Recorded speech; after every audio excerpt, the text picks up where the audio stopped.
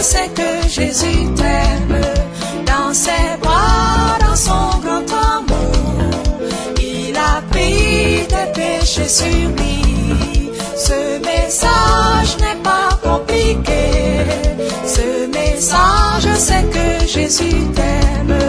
Dans ses bras, dans son grand amour, il a pris tes péchés sur lui. Aujourd'hui, moi, je suis bien changé. Étant jugé, Christ est mort pour moi. À ma place, il a été puni. C'est donc pour moi, son heureux enfant. Aujourd'hui, moi, je suis bien changé. Étant jugé, Christ est mort pour moi. À ma place, il a été puni. C'est donc pour moi, son heureux enfant. Ce message n'est pas compliqué. Ce message, je sais que Jésus t'aime. Dans ses bras, dans son grand amour, il a pris tes péchés sur lui. Ce message n'est pas compliqué. Ce message, je sais que Jésus t'aime. Dans ses bras, dans son grand amour. Si on n'est pas fatigué, on continue, n'est-ce pas? On peut regarder, n'est-ce pas?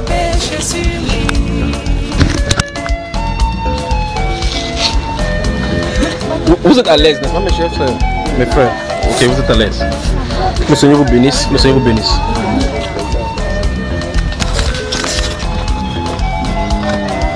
Comme je vois que tout le monde est jeune ici, c'est notre fête.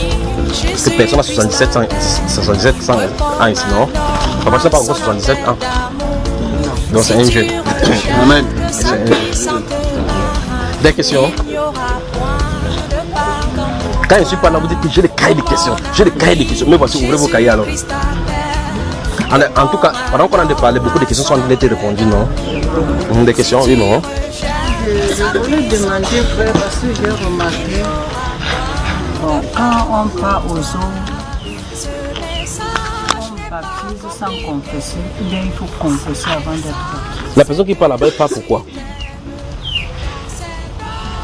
La personne qui part a cru où? Vous l'avez dit, n'est-ce pas? La seule personne a cru en bordure de l'eau. Elle n'a pas cru en bordure de l'eau. Donc ça veut dire que cette personne s'est repassée. Il dit repentez-vous et que chacun de vous soit baptisé au nom du Seigneur Jésus-Christ. Pour que quelqu'un va en bordure de l'eau, ça montre clairement qu'il s'est déjà repenti, qu'il se soit déjà repenti. S'il n'est pas repenti, vous pouvez le faire se repentir là-bas en bordure de l'eau. Mais ce n'est pas une règle automatique que la personne doit se faire baptiser en ayant la confession en bordure de l'eau. D'accord? Il n'y a pas une règle dans les Saintes Écritures comme ça. Maintenant, vous prêchez à quelqu'un, même en la personne croit, vous lui demandez qu'il demande pardon à Dieu pour ses péchés. Quand il demande pardon, il va là-bas. Bien qu'il ait demandé pardon à Dieu, il y a la repentance, il y a des repentances profondes qu'il va devoir faire. Vous ne pouvez pas demander pardon à Dieu pour tous les péchés que vous avez fait en bloc comme ça là. D'accord? Donc maintenant, c'est vrai que ce sont des règles de certaines églises qui avaient dit que non, chaque fois qu'on amène quelqu'un aux eaux, il faut que la personne se confesse. Là-bas, vous êtes sûr qu'il va confesser tous les péchés. Faites attention de ne pas prendre la place de Dieu, d'écouter les péchés des gens pour porter ça sur vous. D'accord? Quand vous voulez faire quelque chose, par exemple, vous prêchez, quelqu'un dit oh, je me repens mon cœur, envoyez la personne quelque part, la personne va se mettre à genoux, il règle son problème avec Dieu. Quand il finit, vous allez le baptiser. Vous n'avez pas besoin d'écouter le péché de quelqu'un parce que vous n'aimez pas vous Dieu. Si vous allez écouter quelque chose, parce que la Bible dit que si quelqu'un a péché, qu'il va reprendre son frère. Si vous avez péché contre quelqu'un, allez répondre la chose. Je te demande pardon parce qu'il a mal parlé de ton nom de l'autre côté. Là maintenant, sur le péché que vous avez réglé votre compte entre vous deux. Mais si quelqu'un a forniqué quelque part, il vient te dire qu'il a forniqué quelque part, tu es Dieu. Voilà, donc faites attention. Il faut laisser Dieu être Dieu. Des questions? Oui, là-bas derrière. Donc maintenant tu peux dire à ton mari de prendre 2 femmes maintenant, non? Ça veut dire chaque femme discute seulement sa place. Oui. J'aimerais savoir si en assemblée avec les frères, si la femme est autorisée à lever la prière. Lever la prière. Si on veut commencer à prier, là, tu ne peux pas prier, ma soeur. Non, je dis peut-être en assemblée. Oui. On demande. Qu'on prie ensemble. Non. Vous avez le droit de prier. Vous avez le droit de prier. Parce que la Bible déclare que toute femme qui prie ou qui prophétise la terre, on dit qu'une femme prie. On ne sait pas comment l'Écriture peut écrire que vous voulez poser la question. Vous voulez me piéger seulement alors? C'est simple. Non, je comprends. C'est généralement question de répondre, d'accord? Donc, toute femme qui prie ou qui prophétise la tête non couverte déshonore son chef. Donc, ouais, effectivement, que ces femmes, parce qu'il y a d'autres personnes qui disent que non, on parle comme ça aux femmes mariées. Donc, ça veut dire que les femmes qui sont mariées n'ont pas le droit de prier. De prier. Oh, c'est faux. Nous prenons ici des questions. Il faut passer dans ce que la soeur vient de dire. Nous avons eu quand même quelque chose qu'on nous a dit que bon, les filles, c'est les filles vierges qui ont le droit de prophétiser. Vraiment. Hein? C'est ce qu'on nous a dit.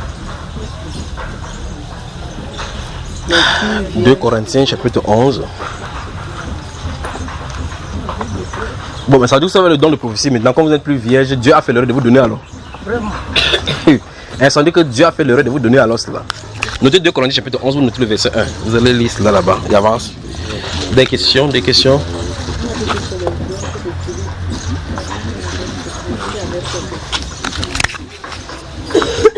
Écoutez-moi très attentivement. Les piliers de l'église, les prophètes et les apôtres, faites-en attention. Les piliers de l'église. On ne doit pas enseigner au-delà de ce que les apôtres ont enseigné. Amen.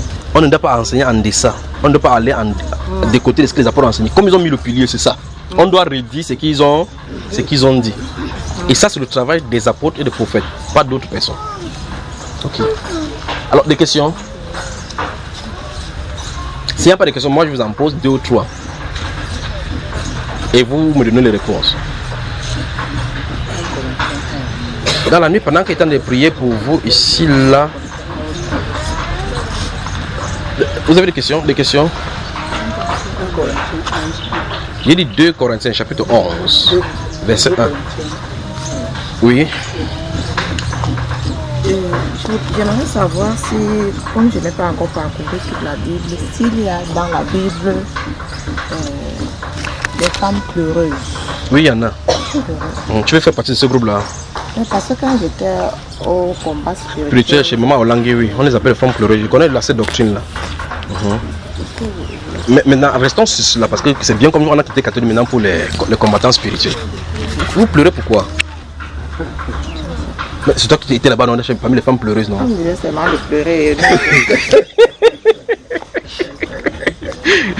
Vous voyez comment on peut vous entraîner dans les choses, n'est-ce pas? C'est dans le livre de Jérémie, effectivement, que c'est écrit qu'il faut appeler les femmes pour qu'elles pleurent. Les femmes, il faut que vous appelez les femmes pleurer pour qu'elles pleurent. Parce qu'on pleure pourquoi? Parce que Jérusalem va aller en captivité. Les filles de Sion vont aller en captivité, ce sera en désolation. Il faudra que vous pleurez. D'accord? Mais là, maintenant, ça veut dire que vous réunissez, vous savez comment ça. Toi-même, tu pleures pourquoi, ma soeur? Tu pleurais toi seulement. Mais on ferait comment pourquoi? Toi-même, tu faisais comment toi-même pour pleurer? Tu pleurais pourquoi au juste? Parce que pour pleurer, il faut qu'il y ait un événement qui touche ton émotion de façon négative. C'est ça? Hein? Comment ils vont faire pour pleurer? Vous pleurez pourquoi? Donc tu t'assois, qu'est-ce qu'on te dit pourquoi tu pleures? Même vous, les femmes, vous cherchez les problèmes. Papa. Oui. Donc c'est dans le ministère de combat spirituel que ça se trouve. Bon, vous voyez effectivement que dans ce même livre de Jérémie et dans le livre d'Ézéchiel, il y a aussi ceux des groupements des légions de Marie. On parle de là-bas dedans. Ceux qui pleurent ta mousse. Tu ne pleures plus? Hein? Non. Pourquoi? Il y a beaucoup pleuré. Tu as beaucoup pleuré? Et quand vous faisiez le pleurer, vous arrêtez la réunion comment? Avec la prière. Vous dites que Seigneur, on a pleuré, maintenant tu as bien entendu. Quoi? Vous pleurez pourquoi? Vous voulez dire quel était le sujet? C'est-à-dire que vous réunissez comme ça, vous pleurez. Il faudrait qu'on vous loue pour les deuils. Quand on veut faire les deuils, là, vous venez dans ce là, vous pleurez, on vous donne la bière, vous rentrez. Et c'est quand même curieux ce qui peut être au milieu chrétien. Toutes ces choses qu'on a de voir montrent clairement que si vous ne lisez pas les Saintes Écritures, vous êtes vulnérable. Vous ne lisez pas les Saintes Écritures, vous n'y êtes pas ancré, on va vous détourner. La Bible déclare dans le livre de 1 Timothée justement qu'ils entrent dans des maisons, ils captivent des femmes chargées de péché, de toute passion, agitées de toute passion. Vous voyez cela, n'est-ce pas? Donc, vous ne connaissez pas la Bible, on peut vous entraîner n'importe où. Un pasteur peut dire maintenant que si Dieu vous a donné les bagages, vous faites quoi? Bombez ça bien. Si vous ne bombez pas, l'homme ne doit pas vous voir. Donc l'homme vient à marier cela. Attendez que ça tombe, vous allez voir ce qu'il va faire. Il va aller chercher ça ailleurs. Vous voyez ça, n'est-ce pas? Donc on peut vous dire n'importe quoi. Pourtant, une femme saine doit se couvrir plutôt. N'est-ce pas? Dans le livre de Genèse chapitre 26, lorsque Isaac est sorti pour méditer, il a vu sa femme qui était venue sur le chameau. Sa femme à distance a vu que c'est qui là? On dit c'est mon Seigneur, il a pu le voir plutôt se couvrir, pour se voiler. Mais le pasteur enseigne plutôt comme ouvrez, montez vos poitrines pour qu'on voit que vous êtes belle. Il y a la sorcellerie sur le milieu. Donc si vous ne lisez pas les Saintes Écritures, on va vous détourner. Donc on a fait ma maman à pleurer. Et puis je crois que ça nettoie un peu ta vision. Parce que je vous ai dit que l'eau là, les lames qui sont là-bas, ça ne peut pas finir. Pleurez comme vous voulez. Ça reste, ça nettoie votre œil ou de là-bas. Elle pleure, elle rentre à la maison et dit qu'elle a pleuré devant Dieu. Allons-y des questions.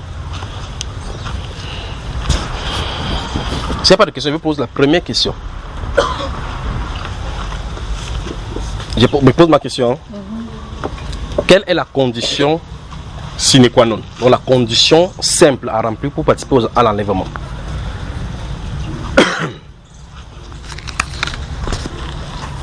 Quelle est la condition sans laquelle vous ne pourrez pas aller à l'enlèvement?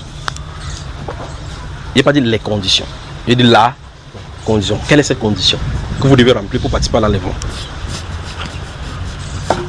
Souvenez-vous, en tant qu'Église, nous travaillons en perspective de l'enlèvement. Donc c'est le point culminant ici. N'est-ce pas, frère? Donc il y a des choses importantes à savoir ici. Donc tout ce qu'on fait dans l'Église catholique, tous les autres, si vous ne connaissez pas ceci, ça ne sert absolument à rien. Alors je pose donc la question. Là, cette question doit être cruciale et elle doit être posée. Quelle est la condition sine qua non pour l'enlèvement?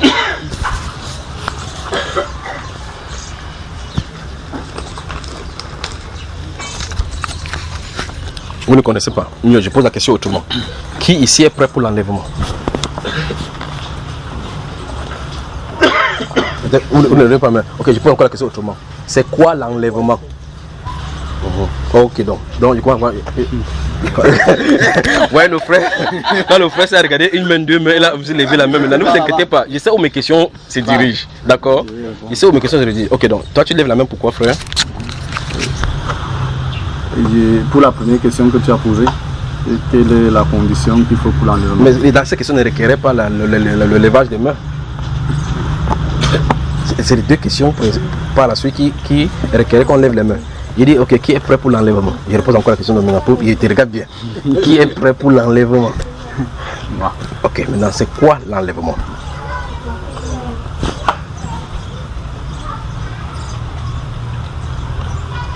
L'enlèvement, c'est lorsque le Seigneur Jésus-Christ vient ôter son église au milieu de nous. Okay. Donc ça veut dire que parmi ces personnes qui vont partir, tu y seras. Amen. Ok, maintenant, l'enlèvement, c'est quoi a été répondu? Qu'est-ce qui te fait croire que tu passeras à l'enlèvement?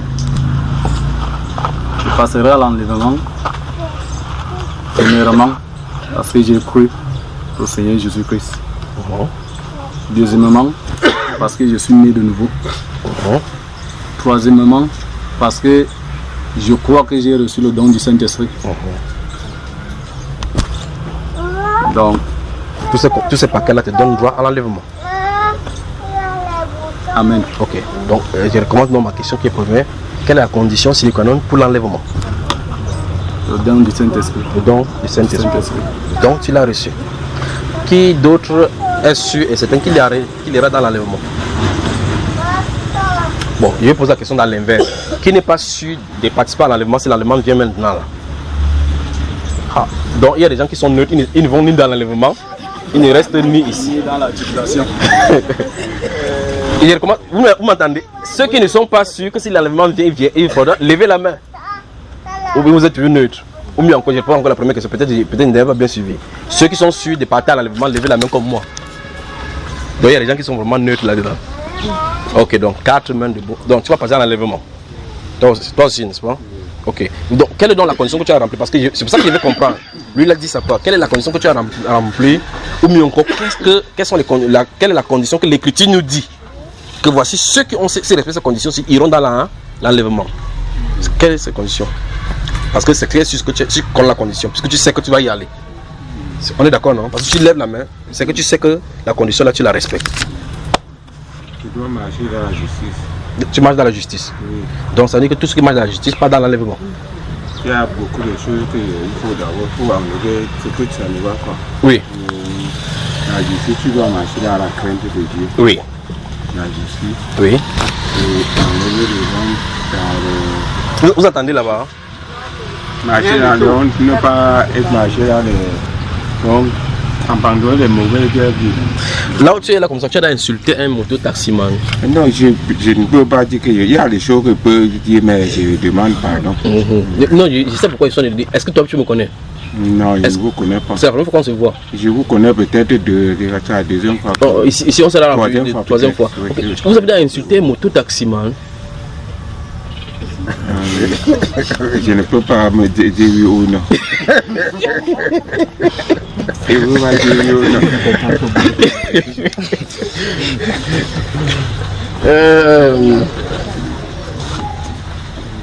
Vous savez, pendant qu'il est en train de parler, des choses sont affichées au devant de lui comme ça. Vous pouvez voir même le panneau là-bas devant l'écran. Alors, donc, ça veut dire qu'en marchant devant la justice, la crainte de Dieu. Et là, tu admets toujours que même souvent, quand le besquineur passe devant toi, tu dis que ta tête. Alors, quand tu te dis que Seigneur, pardon, moi j'ai dit sa tête. Alors donc, à cet instant-là, si l'enlèvement vient, est-ce que tu partiras? Non. Donc, à cause de l'insulte, tu vas manquer d'enlèvement, mon frère. Hein? Vous allez me tuer, vous m'avez. Hein? Il n'y a pas un petit péché devant lui. Ok. Maman, l'enlèvement. Tu avais pleuré jusqu'à pleurer pour ne pas aller dans l'enlèvement. Tu as compris tes pleurs, non? Tu as dit que tu étais dans le combat spirituel. Quand tu pleurais, on n'entendait pas. Hein? Tu as pleuré pour rien.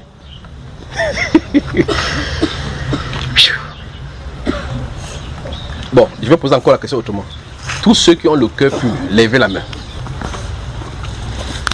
Tous ceux qui ont le cœur pur, levez la main. Si votre cœur est pur, levez la main. Voilà. Donc, comment ta main, ami, levez. Le frère lève la main comme ça, il baisse la main, lève la main, baisse la main. Dit ma part. Que quoi? Je suis dans l'enlèvement. Que ton cœur soit pur, que ce soit pas plus haut. Tu sais pas. Non, je sais qu'il était déjà au niveau de tous ceux qui ont le cœur pur. Lève la main. Donc, ces frères, s'ils viennent de nous dire qu'il va participer dans l'enlèvement. Mais la condition de cœur pur ne respecte pas. Pourtant, quand on va dans l'enlèvement, on voit Dieu. Mais la Bible déclare que heureux ceux qui ont le cœur pur, car ils verront Dieu. Donc lui, dans son enlèvement, il ne verrait pas Dieu parce que son cœur n'est pas pur. On est vraiment dans les problèmes ici. Je verrai Dieu. Tu verras Dieu. Ok, je reprends encore la question. Tous ceux qui ont le cœur pur, ici, levez la main. Finalement, tu lèves. Je verrai Dieu. Les prochains moments que nous allons travailler ici, je vais accentuer dans cette direction-ci le standard pour être enlevé. Amen. Il faut qu'on regarde ce que la Bible en dit. Parce que si vous avez n'importe quelle connaissance de la Bible, vous connaissez que la Bible c'est ci, vous vous baptisez comme ça. Si la condition vous ne respectez pas, vous ne partirez pas. Vous devez savoir. Le jour que Élie devait être enlevé au ciel, les autres prophètes savaient que Élie devait être enlevé au ciel. Mais ils ne savaient même pas quelle était la conséquence même du départ du prophète Élie. Ils disent à Élie, sais-tu que ton maître sera enlevé au-dessus de ta terre? Comment ils ont fait pour savoir ça? Ils connaissaient, ils avaient le renseignement sur ça. Mais il y avait la délégation de l'onction. Ils sont restés, est-ce que tu sais? Reste alors ici dans notre école de théologie. Il a dit que non, jamais, il ne resterait pas ici. Même il a dit que ok, tu peux rester là-bas, tu vas aller chez les hommes. Et non, je vais suivre la voie de Dieu. Il part à Beersheba, même chose. Il part à Gilgal, même chose. Il part là-bas. On dit, est-ce que plus tard dans le ministère, tu vas aller suivre les hommes ou bien Dieu? Il dit qu'il reste devant toi, derrière ce que Dieu dit. Vous voyez cela, frère? Même si les hommes essaient de dire, c'est que ça semble être vrai. Tant que ce n'est pas Dieu qui a dit, je suis le canal de Dieu. Élisée, quand il a traversé, l'onction lui a été donnée. Suivez les hommes, vous n'aurez jamais l'onction là. Suivez Dieu, son carnaval. Il va vous bénir de son onction. Amen. Vous comprenez, n'est-ce pas? Donc je crois que les prochaines fois que nous allons travailler ici, puisque je vais faire des enseignements, je ne sais pas combien de séances nous avons fait ici, vous avez épuisé au maximum vos questions. Il faut que j'enseigne dans ce domaine-ci parce que c'est pourquoi nous sommes sur la terre. Amen. Amen. D'accord, il faut que j'enseigne dans ce domaine-ci. Pour vous qui avez fait l'église catholique, vous allez voir que c'est l'un des passages, c'est l'une des choses que Satan a occultées à l'église.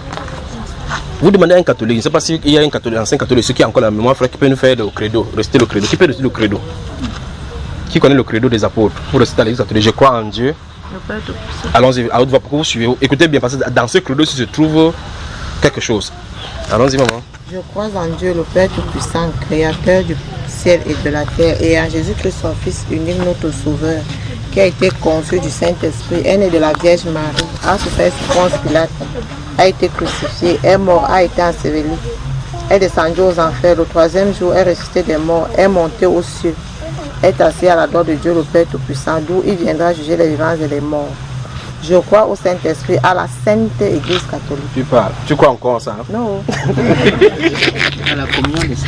À la communion des saints, à la doctrine des mots, à quoi, la doctrine de prière pour les quoi. Bon. En tout cas, l'essentiel a été dit, n'est-ce pas? Dans cette confession des apôtres, il est question de Jésus qui est descendu aux enfers, qui est remonté, qui est assis à la droite de Dieu, et on dit plus tard qu'il vient pour juger les vivants et les morts. Vous voyez qu'il y a une étape qui manque qu'on n'a pas dit. Vous avez cela? L'étape la plus essentielle dans tout le travail, là, on n'a pas dit. Aucun catholique n'en attend dans l'air. Combien de milliards suit cette bête-là? Combien? Vous voyez combien de milliards de personnes qui restent là-bas resteront pour la grande tribulation? Vous avez vu le nombre, frère? Non. Dites seulement merci au Seigneur du fait que vous soyez sorti d'abord là-dedans. Dites seulement merci. Je vous le dis. Donc imaginez donc, ils disent que Jésus est descendu dans les enfers, il est remonté assis à la droite de Dieu, il intercède maintenant et il reviendra pour juger le vivant. Jésus ne reviendra pas pour juger. Avant le retour pour juger, il y a plusieurs canevas, il y a plusieurs autres choses à faire. Mais la principale chose entre, comme il est monté et quand il va descendre pour juger, il y a l'enlèvement. C'est ça qu'on attend. Amen. On ne dit pas ça, donc il n'y a pas ça dans l'enseignement catholique. Jésus ne vient pas vous chercher. Donc il vient seulement pour juger. C'est pour ça que quand vous faites pourquoi chaque jour, essayez de vous parfaire. Essayez de vous parfaire. Quand vous mourrez même en temps, vous allez passer par le purgatoire pour qu'on purifie vos péchés. Vos parents sur la terre vont payer. On paye pour que tu passes le purgatoire, l'intermédiaire entre le séjour des morts et le... Vous voyez les doctrines diaboliques. Mais la Bible déclare dans Hébreux chapitre 10, verset 14 à 19 que Christ a versé son sang une fois pour toutes. Et il a amené à la perfection pour toujours ceux qui sont sanctifiés. Amen. Il a amené pour toujours. Pour toujours ceux qui sont sanctifiés. Je vous dis encore, vous avez vos membres dans l'église catholique, suppliez Dieu pour sa libération. C'est une forteresse. Souvenez-vous, c'est le dragon qui est là-bas. C'est les larves du dragon qui les maintient captifs là-bas. C'est les larves du dragon. Si ce n'est pas la grâce de Dieu, ils ne sortiront pas. Alors vous voici maintenant, même dans vous êtes sortis maintenant, il va falloir qu'on vous emprunte maintenant ce que vous attendez devant. Cette chose principale là, c'est quelle est la condition pour participer à l'enlèvement. Voilà la doctrine de l'église qu'on doit enseigner maintenant. Donc on doit enseigner maintenant, préparez-vous, le Seigneur est à la porte. Préparez-vous. Donc comment donc c'est préparer? C'est l'objet même de l'enseignement du dernier heure. Comment se préparer pour être prêt? Dans le livre de Matthieu chapitre 25, le Seigneur Jésus dit que quel est ce serviteur fidèle que le maître a établi sur les gens pour lui donner la nourriture convenable, autant convenable. Il dit heureux ce serviteur que le maître viendra trouver en faisant ainsi. Alors, il dit mais si c'est un mauvais serviteur qui dit depuis que les temps sont le temps, on dit toujours que Jésus vient chaque jour. Il ne vient pas, mais il se met à battre sur les serviteurs et à boire les gens. Comme les gens finissent de quitter sa soeur avec coupe, on dit on a trop prié aujourd'hui. Il dit qu'il donnera sa part avec les infidèles. Donc, chaque personne qui a été établie doit avoir en aiguille ce son de cloche, encore ce son vous appelez des lolo, tchac, tchac, tchac, tchac. Vous connaissez quand le temps est calme et que vous entendez ces sons, tchac, tchac. Donc, plus le temps avance, plus l'heure de la venue du Seigneur va se manifester. Et par conséquent, il faut que je fasse vite, il faut que je fasse mon travail. Donc, pendant que je suis en train de parler, c'est l'enlèvement à lui maintenant, qui me trouve en train de faire ce travail. Il ne peut pas vous dire, ok, attendez d'abord, peut-être ça va venir dans 100 ans. Parce que tous les apôtres, sans exception, y compris les premiers, attendaient l'enlèvement comme ça doit venir dans leur génération. Vous comprenez, n'est-ce pas? Quand ils parlaient comme l'enlèvement va venir dans leur génération. Donc vous devez attendre dans l'espérance l'avènement du Seigneur. Vous me suivez, n'est-ce pas? Amen. Donc je recommence encore. C'est pour ça qu'il dit, épuisez toutes vos questions, pour que quand on va commencer les enseignements là, que chacun soit préparé. D'accord? Donc, en tout cas, il y a des enseignements concernant cela pour les avis. Oui, maman. Je me suis rappelé d'une question là, frère. Pendant qu'on prie. Et chaque fois qu'on enseigne ici, le train se passe pour faire le bruit, n'est-ce pas? En tout cas, c'est sa route, n'est-ce pas? Pendant qu'on prie, est-ce que si je dis éternel Dieu, oui, c'est mal? Dis même Elohim, éternel Dieu, tu ajoutes même sur ça, El Shaddai, sur ça, il n'y a pas de problème. Mais sache qu'il n'y a pas l'ange de l'éternel maintenant. D'accord? Voilà. Alors on continue ici. Donc il va falloir que nous vous enseignons. C'est pour cela que vous remarquez que le temps de discussion, normalement on doit arrêter cela parce que c'est les distractions. On doit travailler dans une direction, dans ce dynamisme ici. Préparer les gens pour que si Jésus vient, qu'ils entrent. Amen. Si on prêche n'importe quelle prédication et que les gens ne sont pas préparés pour sa venue, tout ce que vous faites là, ça sera tombé dans l'eau. Donc ça veut dire que si les gens sont prêts pour le Seigneur, le cœur, parce que Jean-Baptiste, il est venu, il avait une mission, il avait une seule, préparer au Seigneur des peuples au cœur disposé, donc que les gens sont prêts à le recevoir. Donc le cœur était tellement tortueux au point où maintenant qu'il faut que Jean-Baptiste dise des choses qui vont les stabiliser. Pour que quand le Messie va entrer, il soit prêt à le recevoir. Voilà le travail que Jean-Baptiste est en train de faire. Voici le travail que nous sommes censés faire en ces dernières heures de l'église. Alors maintenant, avec ça, maintenant, on va tourner maintenant toutes les autres choses qu'on a eu à voir ici. Vous devez savoir telles choses, vous avez fait attention aux faux prophètes, vous avez fait ici. Ce sont des doctrines sous-jacentes. Mais le point essentiel, c'est qu'on se répand, on se prépare, Christ vient. Vous me suivez, n'est-ce pas? Amen. Vous êtes partant, n'est-ce pas? Amen. Il se pourrait que vous voyez dans la Bible des conditions que vous ne remplissez pas. Mais il y a la grâce de Dieu qui est disponible. Allez tout simplement devant le Seigneur. Parce qu'un homme ne peut pas vous faire respecter les conditions de Dieu. C'est Dieu lui-même qui peut faire. Parce que la Bible déclare que personne ne peut oser s'approcher de Dieu s'il n'a pas été invité par lui. S'il n'a pas été appelé, Dieu, quelqu'un ne te fera pas entrer là-dedans. Et souvenez-vous, avec Dieu, il n'y a pas de négociation. Il n'y a pas de corruption. C'est ce qu'il dit qui doit être fait. Vous me suivez mes frères? Donc, ça veut dire que préparez-vous. Je ne sais pas quand je serai encore ici. Si nous venons la prochaine fois, si ce n'est pas moi, si le frère avec qui vient, il est habilité à le faire. Il va vous y conduire. Si vous avez n'importe quelle question, ne vous inquiétez pas, posez-le lui. Alors, la préparation de son cœur, ou mieux encore, de sa vie, en vue de la rencontre du Seigneur, doit être votre objectif principal. Et donc, même dans votre méditation quotidienne, en lisant votre Bible, vous devez dire que Seigneur, quelles sont les conditions que je dois remplir? Dans votre méditation, qu'est-ce que je dois remplir? Je suis chrétien. Vous pensez que tous les chrétiens iront dans l'enlèvement? Jésus a dit que la porte fut fermée. Et les autres étaient restés dehors dans les pleurs et les grincements dedans. On comment? Ils ont dit Seigneur, ouvre-nous. Donc ils connaissaient le Seigneur. D'autres personnes, quand ils crient là-bas, ils maudissent seulement Dieu parce qu'ils ne connaissent même pas ce qu'il faut invoquer. C'est ce que la Bible nous enseigne. Et donc ceux-ci disent Seigneur, ouvre-nous parce qu'ils ont joué avec leur vie tout en invoquant le nom de Jésus. Et ils savaient que Jésus était le Seigneur. Là maintenant, quand la porte était fermée, la porte est fermée. Ils ont dit Jésus, ouvre-nous. Il dit je ne sais d'où vous êtes. Pas qu'il ne le connaît pas, il le connaît véritablement. Mais il ne sait d'où vous êtes. Vous avez négligé cette période-là. Donc il faut qu'on travaille, d'accord? On va faire donc la préparation donc, à la rencontre de l'époux. Que Dieu vous bénisse. Amen. Des questions? Gardez-vous à l'esprit que épuisez votre question parce que les prochaines séances, ça va être basé sur ceci. Tout ce que nous allons enseigner, dans tous les angles du terme, il va falloir qu'on parle d'abord premièrement de la volonté parfaite de Dieu depuis en lui. Quand Dieu a dit que la lumière soit, on va présenter que dans le cœur de Dieu se trouvait ce projet-ci. On va présenter le projet de Dieu, le projet de l'enlèvement comme un projet éternel de Dieu. Un projet qu'il a préparé depuis. Comme le projet, comment il a manifesté ça dans les Saintes Écritures. Comment, depuis l'Ancien Testament, il a présenté l'enlèvement. Depuis l'Ancien Testament, il a présenté l'enlèvement. On va le présenter, montrer clairement. Et puis on va sortir comment Jésus-Christ est venu pour présenter cela et dire clairement ce qui va en être. Et puis maintenant arriver dans les prochaines séances, qui sont ceux donc qui vont participer à l'enlèvement. Ça, si c'est dans le tableau complet, vous y entrez tout simplement. Amen. D'accord? Je ne sais pas comment on peut prêcher sans prêcher ces choses-ci. Je ne sais pas où l'on en est. C'est qu'on est en plein dans la religion. Parce que le but, comme on a vu là, le but du commandement, c'est quoi? C'est servir Dieu, la charité qui vient d'un cœur pur. Donc si quelqu'un a un cœur pur, manifestement, il va manifester l'amour. Il va servir Dieu dans une bonne conscience.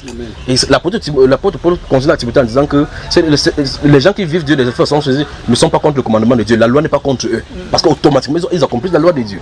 Il dit, mais la loi est faite pour le brigand, pour le voleur, pour le violent, ainsi de suite. D'accord, mes frères? C'est pour ça que cette écriture sera donnée. Pour réformer, pour corriger, afin que l'homme de Dieu soit propre à toute justice. N'est-ce pas? Voilà. Donc on va se laisser corriger par la parole. Lorsque nous marchons dans les voies détournées, si on prend les voies détournées, la parole va nous corriger. Si on prend n'importe quelle direction, ça va nous corriger. C'est la parole qui est notre guide. Et souvenez-vous que si on a une préoccupation, la réponse doit se trouver dans les Saintes Écritures. Que le Seigneur vous bénisse. S'il n'y a rien, je vais arrêter là et puis je vais vous accueillir parce qu'il y a des gens qui voulaient me voir. J'ai dit on se voit aujourd'hui, donc je vais écouter aujourd'hui pour vous accueillir. Oui, ma chère. Oui, j'ai une question qui est dans nous on appelle la délivrance, la prière. Donc, j'ai un cas là, j'ai mon fils là derrière qui est malade. Et il était vraiment malade au point qu'on m'appelait à me demander d'aller le voir, lui prendre pour venir ici. J'ai dit que oui, mais dans mon cœur, je voulais que le programme s'y passe. Mais j'ai été surpris de venir ici, le trouver là, assis. Et je lui ai demandé, il m'a dit que c'est l'Esprit de Dieu qui lui a conduit de venir d'abord pas ici. C'est après ici qu'elle devait descendre, il devait descendre à la maison. Son cas est qu'il a donné sa vie. Non, tu n'as pas besoin d'expliquer son cas. N'explique pas son cas. J'étais de vouloir parler, c'est qu'il a nu, j'étais de prier pour vous ici. Vous n'avez pas besoin de poser les problèmes. Tu poses, je ne suis pas un docteur. On a une façon de faire, il y a quelqu'un qui nous conduit, le Saint-Esprit. Parce que même si je m'explique quoi, tu donnes les détails. Il se pourrait que les détails que tu nous as donnés là n'est même pas le diagnostic du Saint-Esprit. Tu comprends? À l'hôpital, le docteur doit se baser sur ce que tu dis, sur le témoignage et les symptômes. Pour dire, on va voir quelqu'un de fait comme ça. Dire que, c'est quoi ça? Alors que c'est un nez qui est bougé là. C'est pas ce que je comprends. Donc ça veut dire que l'explication que tu veux donner n'a pas sa place. Quand vous venez voir un serviteur du Seigneur, vous avez des problèmes. Allez, présentez-vous, dites que j'ai un problème. Si Dieu peut me redonner la grâce de connaître quel est le problème et quelle en est la solution. C'est tout ce que vous avez à faire. Ne posez pas le problème. N'expliquez pas le problème. Le Saint-Esprit est là pour cela. Amen. Donc les hommes de Dieu ne sont pas des psychologues. La psychologie entre en scène lorsque le Saint-Esprit manque. Quand le Saint-Esprit est là, le Saint-Esprit donne la solution. D'accord, vraiment? Oui, des questions ici. Oui, bien aimé. Dernièrement, ici, nous avons eu cet enseignement où on a dit on ne perd pas le salut. Les sauvés sont choisis depuis la fondation du monde. Même s'ils pêchent, ils doivent seulement se repentir. Ils doivent. Oui. Donc, je me pose donc la question. Si j'ai cru, je me suis fait baptiser et je ne marche pas selon la parole de Dieu, est-ce que je ne dois pas perdre mon salut? Non. C'est ce qui est curieux dans les Saintes Écritures. Là, il faut expliquer, il y a des explications qu'il faut donner. Maintenant, regardons, suivant les étapes dont comme elle l'a présenté. Il dit que si j'ai cru, je me suis fait baptiser et que je ne marche pas d'après la volonté de Dieu, est-ce que je n'ai pas perdre le salut? C'est pas ce que Dieu fait. Je vais prendre un exemple simple pour que vous saisissiez. Appelle-moi ta fille. Dis qu'elle se lève.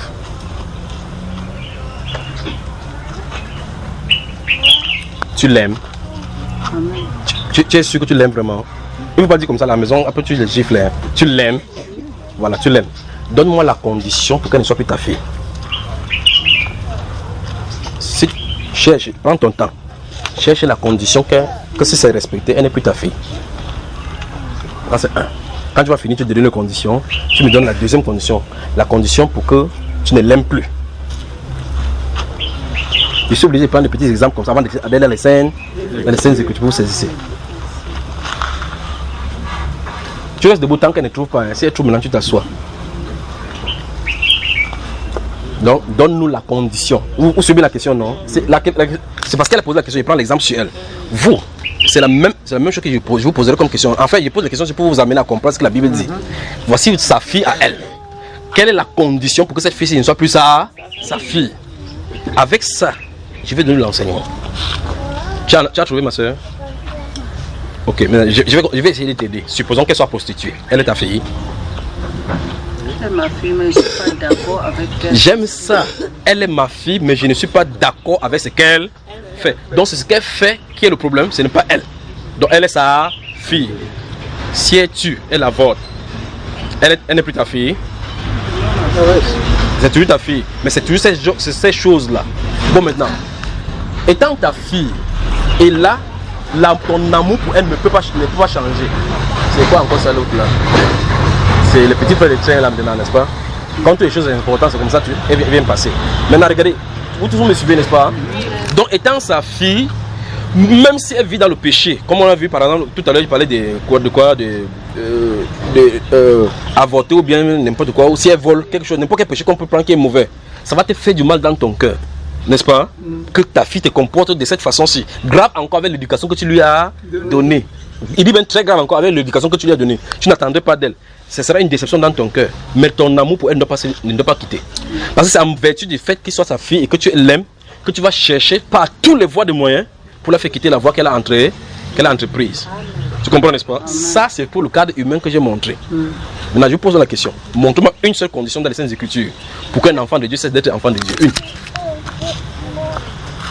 Y a-t-il dans votre écriture un verset qui dit qu'un enfant de Dieu peut cesser d'être enfant de Dieu? Vous avez lu ça dans les Écritures? Bon, je vais poser la question autrement. Qui est enfant de Dieu ici? Levez la main. Donc, au moins, l'autre c'est facile. Tout le monde est enfant de Dieu ici. Ok, baissez la main. Alors, dites-moi donc, quelle est la condition pour que vous ne soyez plus son enfant? C'est pour ça que je suis en train de poser cette question-ci en termes humains, pour que vous compreniez. Bon, maintenant. Parmi vous, quelqu'un qui reconnaît que hier et avant-hier il a péché, lève la main. Voilà, vous voyez l'exemple, n'est-ce pas? Donc, les gens qui ont levé la main tout à l'heure en disant qu'ils sont les enfants de Dieu, viennent de lever la main que hier et avant-hier ils ont péché. Bon, le fait que vous avez péché, ça vous a fait que vous ne soyez pas enfant de Dieu? Non. Vous voyez le problème, n'est-ce pas? C'est le péché. Maintenant, va t'asseoir, ma soeur, parce que si on attend que maman trouve, c'est que tu sois son enfant, elle ne trouvera pas. Alors, ça veut dire que je crois qu'il faut qu'on aille à l'origine. Je ne sais pas si on peut prendre un peu de temps pour brosser cela. Je vais aller vraiment doucement. En réalité, lorsqu'on n'a pas compris ces choses-ci, et les gens qui l'enseignent mal. Et fait que ça, les gens entendent ça, c'est comme un choc. Parce qu'en réalité, on prend le raisonnement comme... Le raisonnement qu'on met là-bas, ce n'est pas le raisonnement des Saintes Écritures. À la base, tu as ton enfant. tu lui donnes une éducation. Prenons l'exemple de le fils prodigue. L'exemple du fils prodigue dans les Saintes Écritures. Vous connaissez la parabole du fils prodigue. Bon, maintenant, ce monsieur a 2 enfants. L'un reste à la maison, il est obéissant. Pas vrai? Et l'autre dit, le père, si on attend seulement qu'il meure, le gars ne veut pas mourir. Donne-moi mon héritage, plus tard meurt. D'accord? Comme ça, il ne compte pas sur ta mort là. Donne-moi ma part d'héritage. On a donné l'héritage, il allait jouer sa vie. On lui a fait grâce. Donc c'est un type d'enfant qu'on lui a fait grâce. On lui a fait le don de ce qu'il peut avoir. Il a pris cette grâce là pour se bourber dans la boue. Alors maintenant, il part jouer la vie avec les femmes. La Bible déclare qu'il a vécu dans la débauche. Dans la débauche, maintenant, il a puisé dans ses richesses. Les ressources spirituelles que Dieu lui a données. D'accord? Bon, je crois que c'est mieux de citer la parabole sans donner les explications. Alors lorsqu'il finit maintenant, il voit maintenant qu'en réalité, il est devenu esclave plus que les mondains. Mais il y a quelque chose dans cette écriture qui arrive. Et c'est cela que chaque enfant de Dieu, sans exception, a en lui planté. L'appel à la repentance. Cette voie-là. Et je crois que hier, quand nous verrons, vous avez Caïn. Caïn ne peut pas avoir cela. Vous voyez, n'est-ce pas? Et la Bible déclare que même ceux de ces races, même si c'est repent, ça n'aura pas d'effet. Parce que Judas Iscariote s'est repenti, vous savez ça, n'est-ce pas? Mais il ne pouvait pas entrer. Maintenant, alors, lorsque ces garçons sont restés, la méditation à l'intérieur est arrivée. La Bible déclare qu'il rentra, le mot que la Bible a utilisé, c'est il rentra en lui-même. Cette capacité de rentrer en lui-même n'est pas humain. Parce qu'il y a des gens qui font comme ça, après ils disent que je m'en fous. Je meurs, je meurs. Il rentra en lui-même, il s'est assis. Quelque chose est arrivé. Tourne-toi. Mais chez mon père, il y a des gens qui mangent, ils boivent. Je suis ici, je mange la nourriture de porc. Je vais retourner chez mon père. Et lui dit que mon père, j'ai péché contre toi et contre le ciel. Frère, pour que cet acte-ci arrive, c'est le Saint-Esprit. Amen.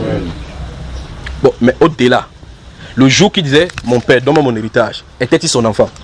Oui. Quand ton père dit que prends, tourne-toi, quand il s'est tourné, était-il son enfant? Oui. Quand il a avancé, était-il son enfant? Oui. Il est allé là-bas, son père, il disparaît de la situation parce que le père ne savait pas où il se trouve. Était-il son enfant? Oui. Maintenant, quand il arrivait, il jouait la vie dans la boue. Était-il son enfant? Oui. Quand il retourne, était-il son enfant? Donc il a été son enfant du début jusqu'à là. C'est son acte qui est le problème. Son acte, la repentance résout le problème de cet acte-là. La repentance résout le problème de cet acte. C'est ce qui ressort de la conversation du père avec le fils qui n'avait pas quitté la maison. Quand son père l'a vu venir à distance, il a couru vers lui. Ça se donne dans le livre de Luc chapitre 15. Là, Jésus donne plusieurs paraboles qui signifient la même chose. Quand il avait fini ces paraboles, il va aller sur la Bible égarée. Et puis maintenant, quand son père vient vers lui, il demande au serviteur que enlevez-lui son habit qu'il a laissé souiller avec le porc. Mettez-lui un anneau. Allez vite, tuez le bœuf et ainsi de suite. Pas vrai, frère? Le festin. Son frère en rentrant du champ. C'est pour ça que vous voyez la miséricorde de Dieu. Vous voyez quelqu'un qui est dans l'assemblée, la personne vit dans la sanctification. Je dis que c'est juste entrer à l'intérieur. Il prie même, Dieu n'exauce pas souvent ses prières. Mais quelqu'un qui était mondain, il retourne là comme ça, pam. Dieu vient, tu entends que Dieu m'a donné le visa. Dieu m'a donné le truc. Tu restes tranquille, c'est que Dieu lui-même l'a injuste ou quoi. C'est la même chose que Jésus en a raconté là-dedans. Parce qu'en réalité, même si tu vis dans la sanctification, tu vis dans n'importe quel problème, n'importe quelle situation, tout est à toi, dit la Bible. Tout. Amen. La Bible dit que tout est à nous. Soit le monde, soit la vie, soit la mort, tout est à nous. Mais on ne se laissera pas servir par quoi que ce soit. Le garçon est rentré du champ, il entend tan de là-bas, tout, oh, alléluia, alléluia. Il appelle quelqu'un, il dit, mais il y a quoi dans notre maison? On dit que c'est ton frère qui est rentré. Ton père a tué le veau gras, mais la colère l'a attrapé. Il dit, quoi? À celui qui a mangé de l'argent? Non, je n'entre pas dans cette fête-là. Il est allé là-bas. Son père l'appelle comme mon fils, viens. Il dit quoi? Il dit, pourquoi tu te fâches? Il dit que son père lui dit que mon fils que voici, écoutez bien, était mort. Maintenant, il est quoi? Il est ressuscité. Il est revenu en vie. Donc, ça veut donc dire que le péché nous éloigne de Dieu. Mais le retour nous réconcilie avec lui. Parce que quand vous quittez, l'amour de Dieu ne change point pour vous. L'amour de Dieu, votre état, votre état en tant que fils de Dieu ne change et n'a jamais changé devant Dieu. J'arrive, d'accord? Maintenant, lorsqu'il se tourne, son fils lui dit que, pourquoi tu fais cela? Celui-ci a pris tes biens, allez dilapider, comment ici chaque jour je travaille. Il a dit que, mais depuis que tu travailles ici, tu as pris un peu pour tuer, j'étais un peu. Donc, alors, il pouvait tuer un peu comme ça, je mange. Donc, il est proche de bénédiction, il ne sait pas qu'il peut exploiter la bénédiction. Il faut que c'est le gars qui. Et la Bible déclare que maintenant, il y a de la joie dans le ciel pour une seule âme sur la terre qui se répand, car 10 000 personnes qui n'ont pas besoin de se repentir. Parce que ton problème est réglé. On avait fêté le jour où tu t'es repenti. D'accord? Donc la musique est passée. Laisse qu'on chante pour celui-ci. Le Fils de Dieu, les fils de Dieu ont toujours leur place à la maison.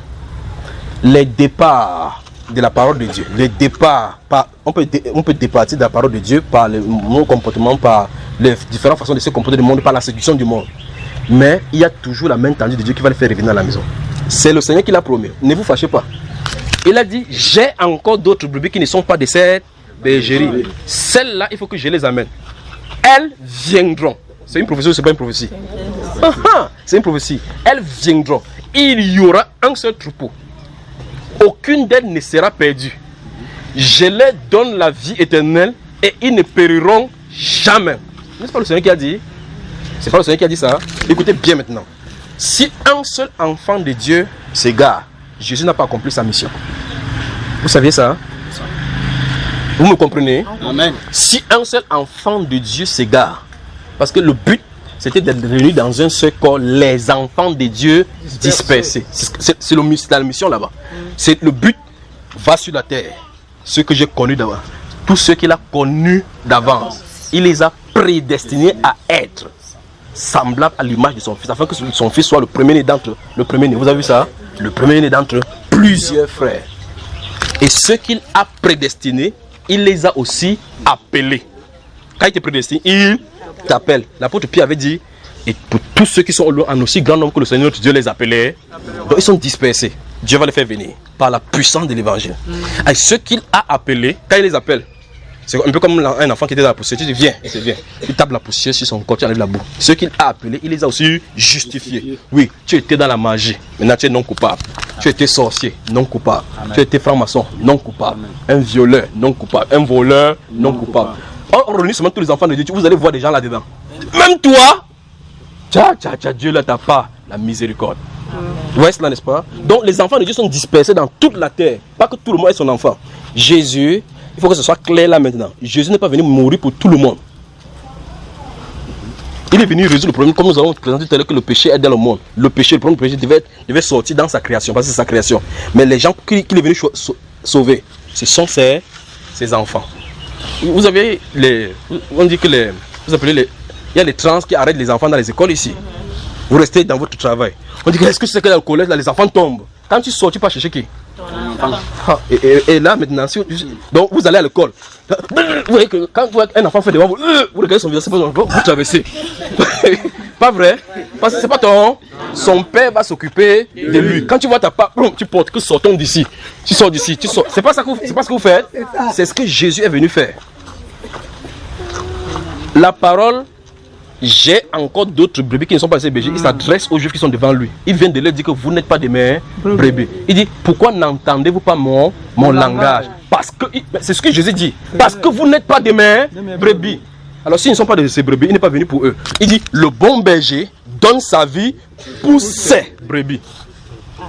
Amen. C'est pas ce qui est écrit, frère. Je leur donne la vie éternelle, ne périront jamais.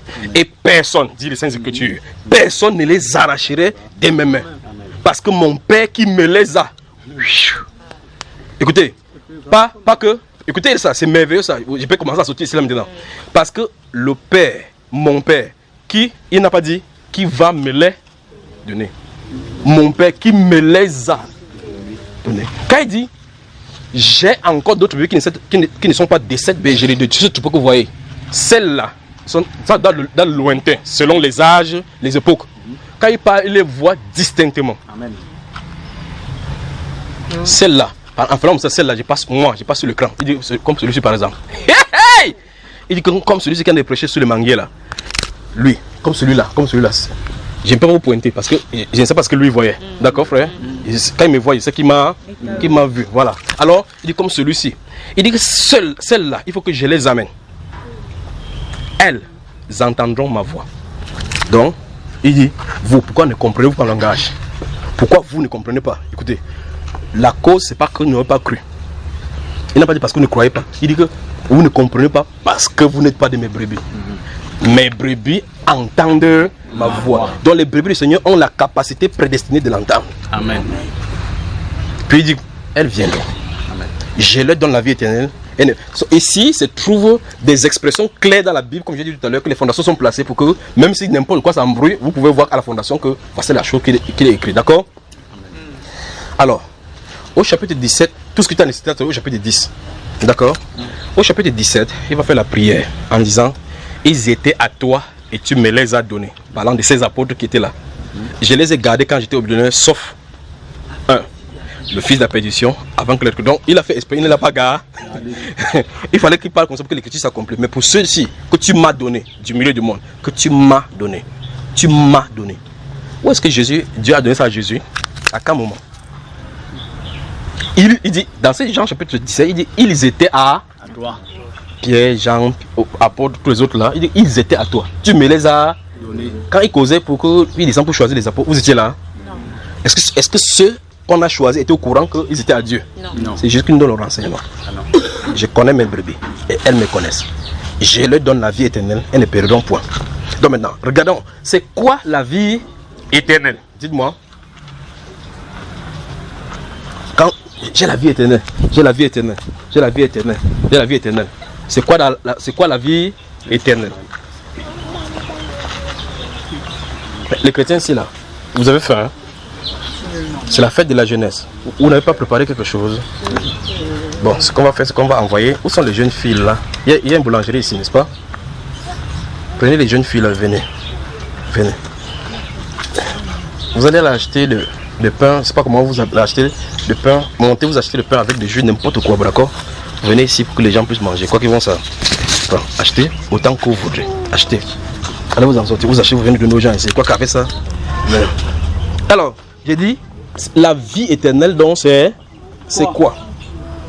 Dites-moi. Arrangez-vous à trouver bien les choses que les saints vont manger, d'accord? Dites-moi, la vie éternelle, donc c'est quoi? C'est... Ah, même la vie éternelle, vous ne connaissez pas? La vie, c'est qu'il croit en toi, le seul vrai. Je n'ai pas dit que le Jean chapitre 3, verset 17, verset 3 dit quoi? Il dit la vie éternelle. Parce que Jésus dit, je leur donne la vie éternelle. Donc ça dit qu'il n'avait pas encore la vie éternelle. Donc Jésus-Christ doit donner la vie éternelle. Et il dit, la promesse qui se cache après la vie éternelle qui est donnée, c'est qu'ils ne périront plus jamais. Pas vrai? Ok, maintenant, en prenant la session qui se cache ici derrière, qu'on perd le salut. Parce que le salut là, c'est la vie éternelle. Maintenant, Dieu donne la vie éternelle à ce frère. Il lui donne la vie éternelle. C'est la certitude qui va vivre dans l'éternité avec lui. Bon, je pose la question. Est-ce que ce frère peut aller en enfer avec cette vie éternelle? Non. Est-ce que quelqu'un qui a la vie éternelle se trouvera en enfer? Non. Ça, c'est une question. Est-ce que si Dieu peut donner la vie éternelle à quelqu'un et la reprendre? Non. C'est que vous avez des problèmes ici. Non. Parce que si tu donnes la vie éternelle et qu'il ne peut plus prendre, ça veut dire que tu vas vivre définitivement avec lui. Parce que Dieu n'est pas un homme qui dit que tu m'as déçu, je t'avais donné ça, il ne savait pas que tu devais faire ça. Il ne te donne pas prédestination parce qu'il sait que tu vas y arriver. Vous comprenez? C'est pas comme un homme qui va dire que non, ouais, je l'avais décidé pour avoir la vie éternelle, mais il m'a déçu en courant de la route. Dieu n'est pas comme ça parce qu'il connaît la fin d'une chose avant son commencement. Il ne peut pas donner quelque chose plus tard. Dieu ne donne pas plus pour reprendre. Maintenant, nous avons convenu et vous avez accepté que s'il donne la vie éternelle, il ne peut pas reprendre. Donc c'est impossible. Et avec la vie éternelle qu'il a, il ne peut pas aller plutôt en enfer. Il ne peut pas brûler en enfer avec ça éternellement parce que l'enfer lui-même n'est pas éternel. Parce que c'est que s'il est en enfer avec la vie éternelle, c'est que le feu va brûler de l'enfer, brûler jusqu'à disparaître, il sera toujours là. Vous voyez que ça n'a pas de sens, pas vrai? Parce que l'enfer lui-même n'est pas éternel. L'enfer sera détruit. C'est ça, non, mais c'est... C'est parce que j'ai des Bibles, vous lisez alors maintenant. Vous me regardez comme ça là. Alors, c'est vrai dit que le frère, si n'entrera pas à l'enfer avec la vie éternelle, Dieu ne peut pas opter la vie éternelle. Définitivement, il sera avec lui. Alors maintenant, le problème maintenant c'est quoi? Le problème se situe dans la compréhension de ce que les gens disent maintenant, c'est que comme ces frères c'est à la vie éternelle, nous sommes encore la chair, il peut pécher sur la terre, oui. Il y a une solution dans la Bible pour ça. La Bible déclare que c'est comme des fils que Dieu nous châtie pour que nous participons à sa sainteté. Il ne châtie pas. Quel est le fils que le Père ne châtie pas? Vous châtiez vos fils, vous ne châtiez pas pour le souhaiter la mort. Le châtiment c'est pour la correction. Pour que l'enfant, quand il te châtie, vous apprenez la nouvelle. Quand vous dites à un enfant, n'entre pas là dans ma maison, n'entre pas à 22h. Le jour qu'il rentre, il couche toi là-bas. Tu lui donnes 5 bonnes chicottes avec le tir à gaz. Pendant qu'il se lève, il attrape ses fesses comme ça là. Demain, 18h, lui, il est entré. Pas vrai? Qu'est-ce qui se passe? Il a appris la leçon. La chicotte que tu lui as donnée lui a signifié la leçon. C'est comme ça. Donc Dieu a ses façons de faire. Tous ses enfants, ils corrigent. Et la Bible nous dit que c'est comme des fils qui châtient ses enfants pour que nous participons avec lui dans sa sainteté. Vous comprenez, n'est-ce pas? Et la Bible déclare donc que si vous n'êtes pas donc châtié, vous êtes donc des enfants illégitimes. Donc si vous êtes son enfant, vous faites ces choses, il va vous corriger. Voilà ce qu'il en est. Donc ça veut dire qu'un enfant, pour répondre à la question, un enfant de Dieu ne peut pas vivre indéfiniment dans le péché. Dieu envoie toujours le message de la repentance et il va revenir à lui. D'accord? Regardez ce que le Seigneur Jésus dit dans ce livre de Luc chapitre 15 là. Il dit que quel est cet homme qui, ayant 100 brebis et qu'il en égare une seule. Ça veut dire que s'il y avait une seule personne sur la terre pour qui Jésus devait venir, il serait venu de la même façon, à la croix de la même façon, une. Il dit que ne garde les 99 autres qui ne sont pas égarés dans la montagne et va à la poursuite de la seule qui est égarée.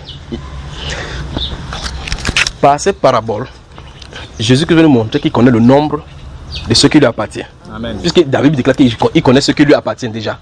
Tu ne peux pas connaître ceux qui t'appartiennent sans connaître le nombre.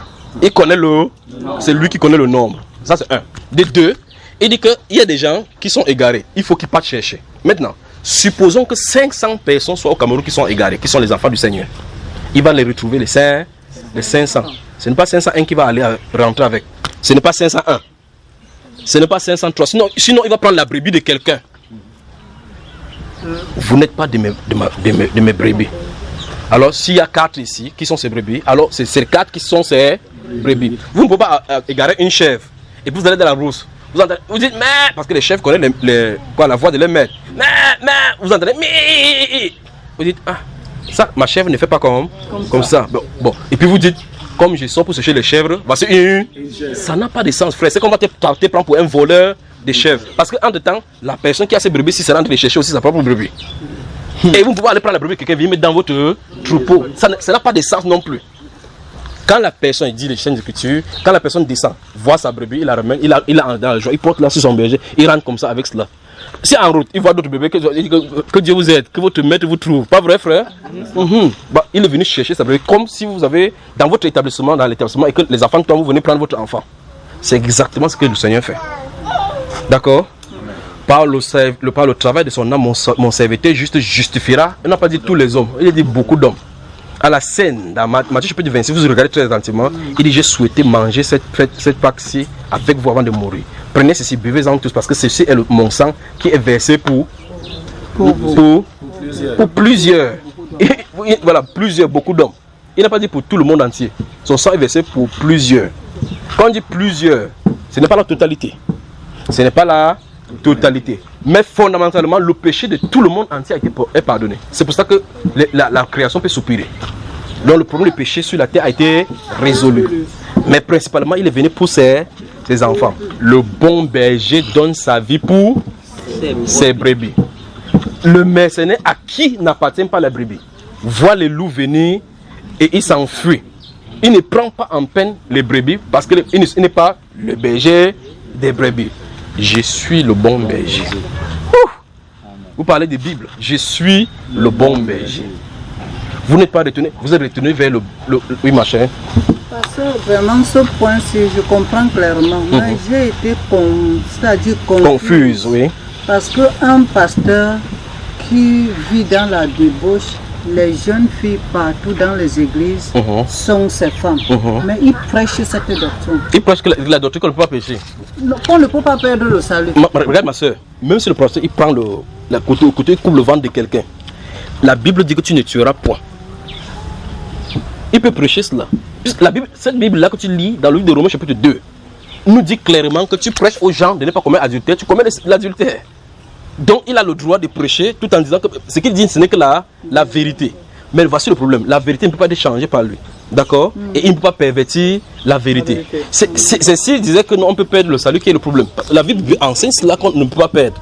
Donc, mais le problème maintenant c'est quoi? C'est que dans cette doctrine-ci, il y a la non-permission de vivre justement dans le péché. Parce que la connaissance de Christ et la grâce qui est là montre clairement. Tite chapitre 2 nous dit ceci. Que la grâce de Dieu, au verset 11 et jusqu'à verset 13, la grâce de Dieu, source de salut pour tous les hommes, a été manifestée.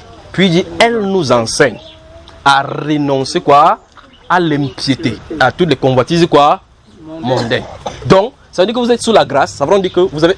Si ma soeur se dit que je suis sous la grâce, je sais que je suis sous la grâce, ça veut dire qu'indirectement, elle est en train de me dire que je ne vis plus dans le péché. Je ne vis plus dans le péché parce qu'il connaît la grâce. C'est ce que ça veut dire. Je ne suis plus sous la grâce, veut dire je ne vis plus dans le péché. parce que la grâce a été faite pour que tu ne vis plus dans le péché. Amen. Vous voyez, ceux qui sont sous la loi a des tentacules en lui pour produire les tentations. Mais ceux qui sont sous la grâce, ceux-ci ont été libérés du péché. La Bible nous enseigne dans Romains chapitre 6, donc, que nous qui avons été libérés, donc comment nous rentrons dans ces choses-là. On doit plutôt livrer maintenant nos membres maintenant à Christ comme les instruments de justice. Vous suivez, n'est-ce pas? Donc, le signe que quelqu'un a reconnu qu'il est sous la grâce, c'est le signe justement qui s'éloigne du péché. Voilà le principal signe. Quelqu'un qui dit que je suis sous la grâce, tout en vivant dans le péché, n'a pas connu ce qu'on appelle la grâce. La grâce de Dieu, source de salut pour tous les hommes, a été manifestée. Elle nous enseigne la grâce. La grâce nous enseigne à renseigner. Donc, dans la grâce, il y a l'enseignement. Elle nous enseigne à renoncer. Donc ça veut dire que comme la grâce a été donnée, le Saint-Esprit est venu pour nous libérer l'homme du péché. Comme il te libère maintenant, ça veut dire que toi maintenant, la Bible déclare qu'on n'obéit point aux injonctions du péché. Pourtant l'homme qui est sous la loi n'a pas le pouvoir sur le péché. Jésus est venu donner la capacité par le Saint-Esprit pour l'homme de vaincre le péché. Amen. Vous comprenez, n'est-ce pas? Amen. Voilà. Donc ça veut dire qu'il faut enseigner la chose droit. On ne perd pas le salut, ceux qui ont le salut justement, parce qu'il y a des gens qui croient que le salut qui n'ont pas. C'est ça le vrai problème. Parce que si tu n'as pas le salut en toi, si tu as toujours les mêmes passions, ils sont vaincus par toutes ces passions-là qui sont en toi, ne viens pas mentir sur les Écritures. Parce que le signe justement que tu es vivre dans la sanctification, la vie de sainteté, c'est l'apanage de ceux qui sont dans la grâce. Vous comprenez, n'est-ce pas? Donc quelqu'un il peut avoir cela dans les Écritures selon les règles de l'Écriture. Et puis là maintenant, comme il n'a pas été délivré par l'esprit d'impudicité, il commence à multiplier quoi effectivement que c'est cela. Parce que quelqu'un n'est pas sauvé. Si tu n'es pas sauvé, récite la Bible comme tu récites. Dis même ce qui est vrai, tu n'es pas toujours sauvé. D'accord? Voilà. J'espère que vous m'avez bien suivi. Voilà. Ce qu'il a connu d'avance. Donc avant que Dieu ne dise que la terre soit, il m'avait destiné à être prédicateur de la parole. Vous comprenez les conséquences? La conséquence, c'est vrai qu'il connaissait que le père et la mère qui devaient se rencontrer pour que je sorte. Ça veut dire qu'il ne me connaît pas tout simplement comme je suis debout. Parce que pour que je sois debout, il passe par une femme et un homme. Ça veut dire que ma maman, la rencontre de ma maman et de mon papa est prédestinée. C'est-à-dire que la rencontre de mon grand-père maternel et le grand-père paternel est aussi prédestinée. Parler de Bible. Des questions? Voici un autre enseignement. Tout à l'heure, comme je vais dire qu'il y a les pieds d'achoppement, c'est pour ça que vous allez lire maintenant dans Hébreux chapitre 6 qu'il est impossible pour ceux qui ont été une fois éclairés, qui ont goûté au don céleste, qui ont eu part au Saint-Esprit, qui sont tombés soit d'une fois renouvelés et sont amenés à la repentance, puisqu'ils crucifient pour leur part le Fils de Dieu et l'expose à l'ignominie. Hébreux chapitre 6, verset 4 et suivant. Donc les pieds d'achoppement, dans toute cette doctrine là, il y a les pieds d'achoppement. Regardez la doctrine du baptême, Père, Fils, Saint-Esprit au nom de Jésus. Quelqu'un dit que c'est dans la Bible, mais ce n'est pas notre 10 là. Voici, il est impossible que ceux qui sont tombés soient une fois encore renouvelés. Il est impossible, mais le maître lui il a dit que personne ne doit s'égarer. Donc c'est ce que le maître a dit qu'il est là. Il faut donc comprendre ceci sont sur un autre angle. Vous comprenez, n'est-ce pas? Des pieds d'achoppement. Des questions? Je vous aime mes chères sœurs et chers frères. En voyant toutes ces choses dans les Saintes Écritures, c'est pour ça que vous comprenez que vous pouvez prier ou vous devez prier même en étant couché. C'est vraiment une miséricorde.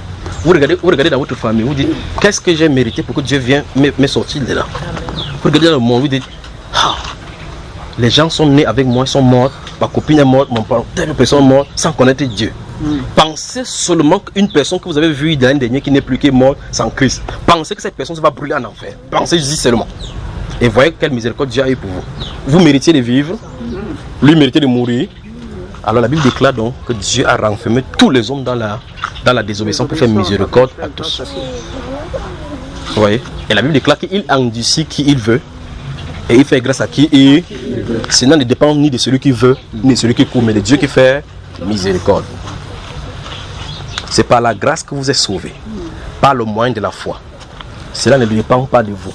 C'est un don de Dieu. Donc votre salut même ne dépend pas de vous. En plus de cela, le plus grave, c'est que vous avez été sauvés sans votre avis. Écoutez bien cela. Vous avez été sauvés sans votre avis.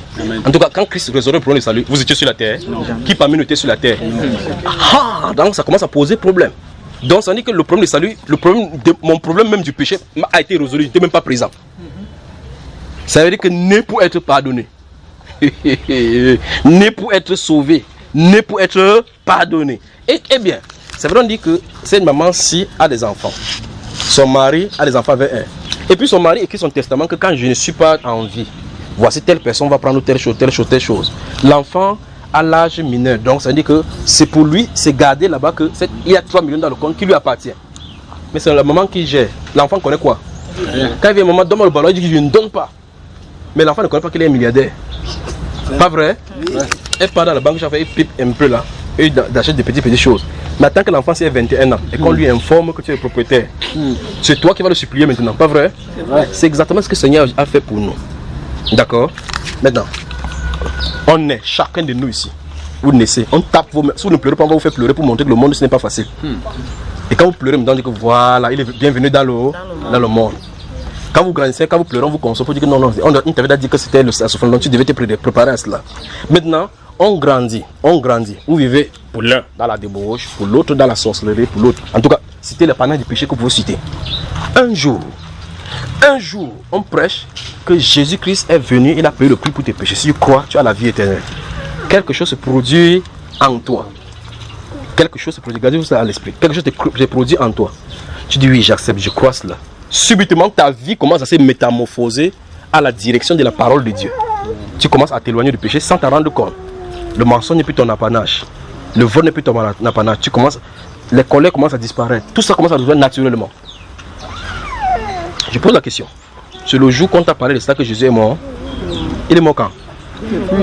Donc, on t'a seulement informé qu'il était mort pour toi et avant que tu aies accepté exactement comme on a enseigné à l'enfant que l'argent a été gardé pour toi. L'enfant est né riche, mais il ne connaît pas tout simplement. Vous êtes né, si vous êtes son enfant, vous êtes né, votre péché a été pardonné. Amen. Je vous écris ces choses, jeunes gens, afin que vous sachiez que vos péchés vous sont pardonnés au nom de Jésus-Christ de Nazareth. Amen. Vous voyez, la Bible déclare que tous les prophètes rendent de lui le témoin que quiconque croit en lui reçoit. On reçoit quelque chose qui est non, frère. On ne reçoit pas quelque chose qui va venir. Donc si on reçoit quelque chose, on dit que c'était déjà. Il reçoit, c'est un cadeau. Si tu crois, tu reçois. Donc si tu crois, c'est pour toi parce que c'était là. Alors, quiconque croit en lui reçoit par son nom le pardon de ses péchés. Donc, le pardon a été là. C'est disposé, ça t'attend tout simplement. Tu crois? Oui, c'est pour toi. Amen. Simple comme bonjour. Simple comme bonjour. Miséricorde. C'est donc pour cela qu'un philosophe va récupérer comme ça. Donc, ça dit que oui, Jésus, tu es mort pour moi. Mon problème est réglé avec Dieu. Il dit oui. Non. Il souhaiterait que Dieu fasse ça, que ça soit difficile. Que va faire 3 tours du Cameroun, tu cours. Quand tu cours, tu sens que c'est difficile. Et là maintenant tu es pardonné. Jésus dit non, c'est pas cela. Regardez dans le désert. Les gens ont murmuré contre Dieu, Ils cherchaient des solutions. Dieu a frappé. Le serpent commence à mordre les gens. Pam, le poison. Le serpent. Souvenez-vous du serpent dans la Genèse. Pam, le poison du péché dans le corps. Le poison du péché. Le venin est dans le sang. Vous allez vider le sang pour enlever le venin? Non. Il faut faire le garrot. Mais le problème c'est que ça a attaqué le cœur. Le péché habite dans le cœur. C'est le cœur, le moteur de la vie. On va faire le garrot sur ton cœur, frère? Non. On fait sur ton cou? Non. Il faut résoudre ça autrement. Dieu dit que voici la solution. Moïse, fais-toi une pêche, un serpent d'airain, place ça là. Si quelqu'un regarde, le venin ne fait rien. Je veux que vous m'expliquiez quelle est la relation entre le regard et le venin dans le sang. Quel est le rapport? Parce que les scientifiques disent qu'il faut faire le ça ne va pas, il faut injecter l'anti-venin. C'est ça que n'est-ce pas? Ok. Le temps de porter dans le désert pour aller à l'hôpital. Il y a dit les anti-venins là-bas. Dieu donne la solution simple, mais impossible sur le plan humain. Tournez, regardez là-bas. De même que Moïse éleva le serpent dans le désert, afin que ceux qui fixent le regard ne fuient pas morts par le mesure du serpent, de même. Donc c'était le symbole de Christ. De même, le Fils de l'homme sera élevé, afin que quiconque fixe un regard ait la vie éternelle. Vous voyez cela? Parce que le venin du serpent a envoyé le péché dans le corps. Quelle est la solution? Regardez la croix. Simple comme bonjour. Simple comme bonjour. Mais je veux que vous voyez la relation.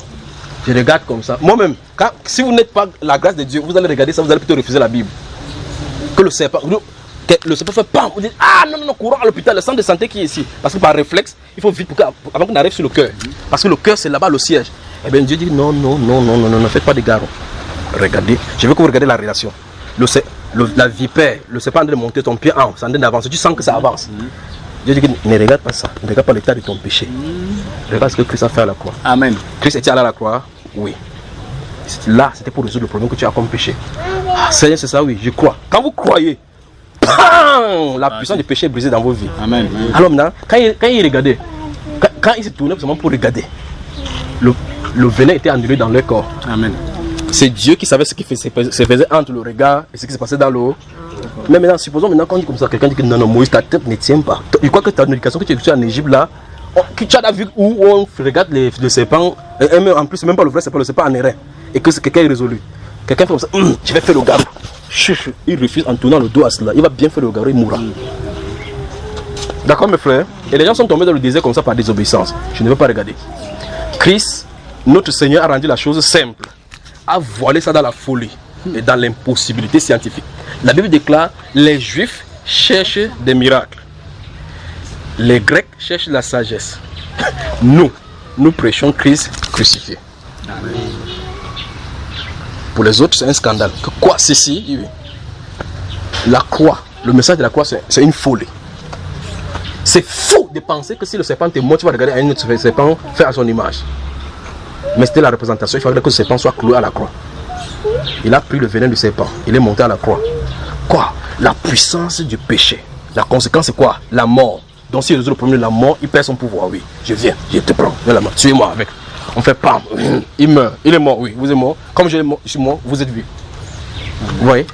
L'échange, toi qui étais mort, il te prend, il te donne. Lui, il est la vie éternelle. Il te donne la vie éternelle. Quand ta mort, il va clouer. Waouh! Miséricorde des miséricordes. Quand il a fait ça, à cet instant-là, tu es justifié. Amen. Parce que la culpabilité qui était sur toi est tombée sur lui. Moi, je ne peux pas comprendre. Si on lit la Bible, on ne peut pas comprendre simplement comme ça. C'est ce que Christ notre Seigneur a fait à la croix. Pour vous, pour moi. D'accord? Alors nous avons le même prix. Le Christ notre Seigneur a payé du même prix que le nôtre. Pour tout le monde. Tout le monde entre de la même façon. Il n'y a pas deux façons. Tu es, que tu sois président, n'importe comment, tu dois croire. Amen. Si tu ne crois pas, enfin, Abraham a dit d'abord qu'ils ont les prédicateurs sur la terre, qu'ils écoutent. S'ils n'écoutent pas, ils viendront là-bas. Donc, la prédication des messages de la croix est une folie pour ceux qui périssent. Mais pour nous qui sommes sauvés, c'est une puissance de Dieu. La puissance de Dieu. La croix. Ce n'est pas la croix en tant qu'arbre. Donc, allez tendre ça en démon, il va te gifler. C'est ce qui s'est passé, ce qui a été accompli à la croix. Parce qu'à la croix se trouve l'expiation de nos péchés. À la croix se trouve donc la substitution. Parce que la personne innocente donne sa vie. Quand la personne innocente donne sa vie, quand on partait prendre la brebis, là, on égorgeait. La personne qui est coupable, qui mettait la main sur la tête, il y avait un transfert, ou encore un changement, une substitution. La personne qui était innocente, la bête meurt à cause de ta culpabilité. La bête qui meurt, sa vie innocente vient en toi. La personne pas justifiée, la bête est déposée. C'est ce que Christ a fait, pas vrai? Prenons une pause, le temps d'attendre vos filles, d'accord? Et en temps, pendant qu'on va prendre une pause, je cause avec certains d'entre vous. Je vous aime. Gardez-vous à l'esprit ce qui s'est passé à la croix. Posez-vous la question, qu'est-ce qui s'est réellement passé à la croix? Si vous ne comprenez pas ces choses, on va vous détourner. C'est pour ça que vous allez voir, non, Mohamed, moi je suis bouddhiste. Non, chez nous. Et Mohamed, Dieu c'est un sanguinaire, Dieu des chrétiens c'est un sanguinaire. Il dit qu'il faut que vous versiez le sang. C'est la folie. Dieu, sans tenir compte du temps de l'ignorance, appelle tous les hommes, en quelque lieu que ce soit. Il n'a pas dit les chrétiens, il a dit tous les hommes, qu'ils aient assez repentir, parce qu'il a fixé un jour où il jugera les hommes. Ce dont il nous a donné la preuve pour ressusciter, l'homme dont il a ressuscité des morts. Il parle de qui ici? Jésus. Comme il a ressuscité Jésus d'entre les morts, la prochaine séance, maintenant, c'est qui va amener les gens à la repentance. Sinon, c'est le jugement. D'accord? Ah, comment il fait? Non, moi je suis Mohamed. Mohamed, c'est le sceau des prophètes. Qui soit même dans les sceaux. Qui se met lui-même dans le sceau, c'est son problème. Jésus a dit, je suis le chemin. Il n'a pas dit, je suis un chemin. Il n'y a pas beaucoup de chemins. Tous les chemins peuvent monter à Rome. Mais c'est nous qu'on dit que tous les chemins montent à Rome, c'est-à-dire que toutes les voies de corruption montent à Rome. Vous voyez encore les votes catholiques, n'est-ce pas? Tous les chemins mènent. Donc si vous prenez n'importe quelle raccourci sur la terre, vous allez arriver où? Vous cherchez n'importe quelle mauvaise chose, vous allez trouver ça où? Mais pour notre Seigneur Jésus-Christ, on dit qu'il est le chemin, la vérité et la vie. Vous voulez la vie éternelle, ce n'est que lui. La vérité, c'est lui. En philosophie, quand on vous dit que non, il n'y a pas de vérité absolue, il y a la vérité absolue. Bien plus encore, non seulement c'est absolu, c'est l'absolu et c'est une personne encore. C'est pas ce que vous comprenez. Donc, la vérité, c'est une personne, c'est pas une chose. Non, tu fais quoi? Je cherche la vérité. Tu cherches la vérité. Là, voici la vérité qui se tient debout. Je suis la vérité. Il n'a pas dit j'ai la vérité. Il n'a pas dit j'ai la vérité. Il dit je suis la vérité. Il était devant Pilate comme ça. Il dit je suis venu sur la terre pour rendre témoignage à la vérité. Pilate dit qu'est-ce que la vérité? Il n'a pas attendu la réponse. Il a dit qu'est-ce que la vérité? Il est sorti. Il a laissé la vérité dedans pour aller dehors. Vous voyez ça? En plein devant lui, la vérité. La personne de la vie éternelle se trouvait dans l'auteur de la vie, se trouvait là-bas, le créateur. Celui qui a créé la terre, tout ce qui se trouve, trône, dignité, domination, autorité, se trouvait là, avec le sang coulant sur sa joue. En regardant les hommes. Et par amour pour nous, il s'est tué. Parce que si c'est dévoilé, on ne devait pas le tuer. Il s'est tué pour qu'on le tue, afin que nous ne soyons pas tués. Amen. Et ma chère. J'ai une question. Ce qu'on nous a appris dans le Pentecôtisme, la demande du Saint-Esprit. Bon, je ne sais pas, selon ce que je vois, est-ce que réellement les enfants de Dieu doivent demander encore le Saint-Esprit? Ils peuvent demander. Ils peuvent demander parce qu'il y a les Écritures, on voit clairement. Méchant comme vous êtes, si vous savez donner de bons choses à vos enfants, comment le Père Céleste ne donnera-t-il pas le Saint-Esprit à ceux qui le lui demandent? Donc c'est écrit littéralement dans les Saintes Écritures comme ça. Maintenant il y a un enseignement, c'est ça qu'on va y devenir, d'accord? Parce qu'au préalable, il faut qu'on enseigne sur l'enlèvement et les contours. On va toucher ce domaine-là, d'accord? Donc je vous laisse vous reposer à tout à l'heure, d'accord? Pour la prière. Après on va prier pour ton fils, d'accord, maman?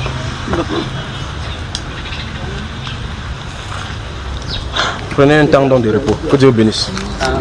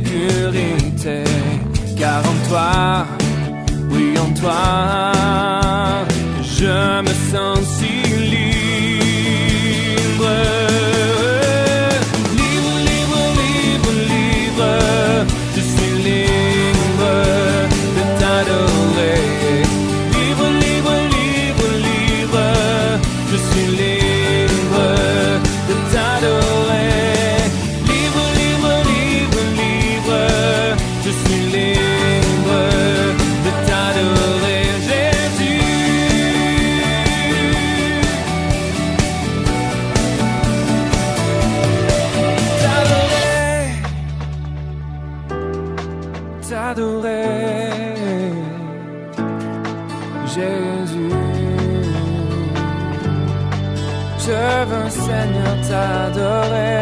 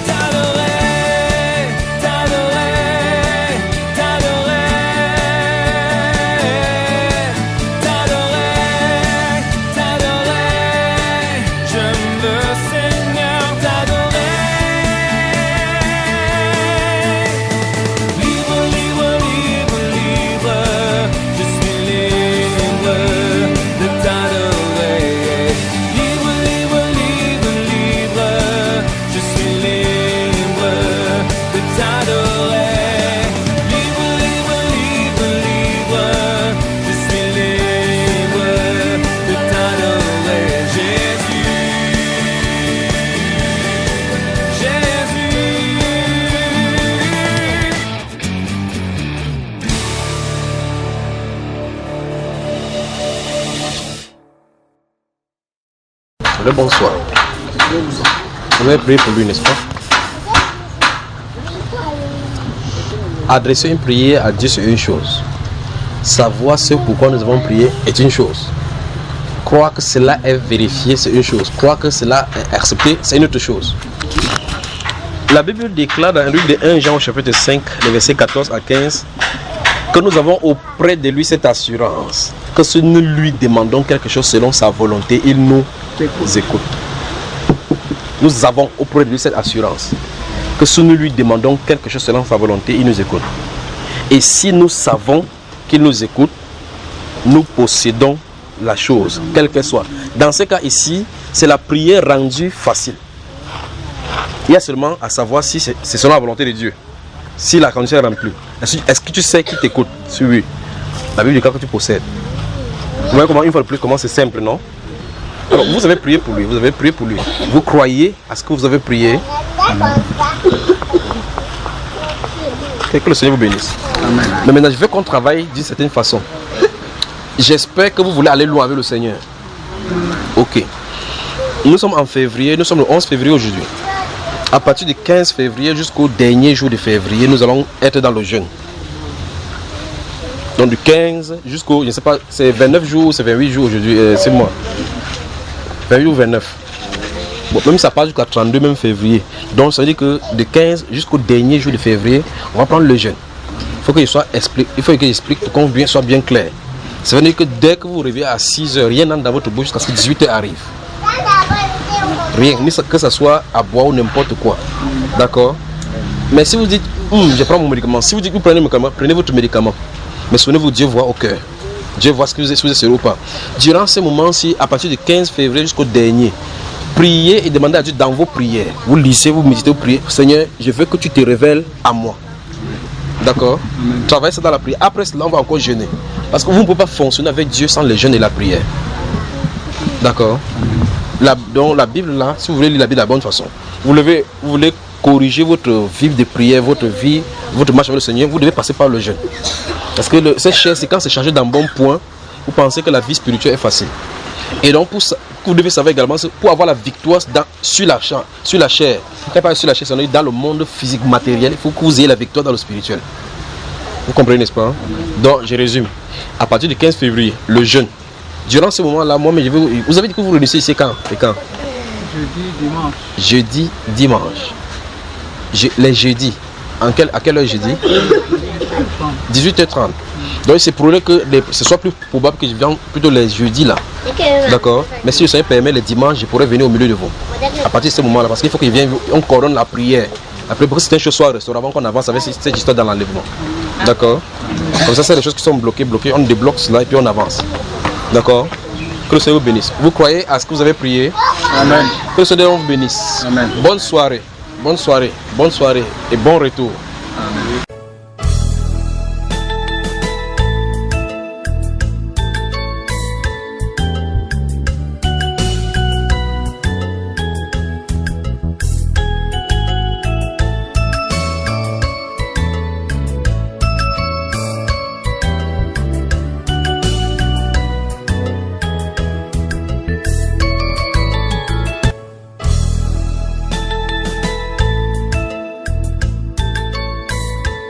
Sommes frères. Tourne-toi, regarde ton voisin, dis je suis ton frère. Alléluia. Donc ici là, les titres là, ça tombe, d'accord? Nous rentrons dans la sainte parole de Dieu.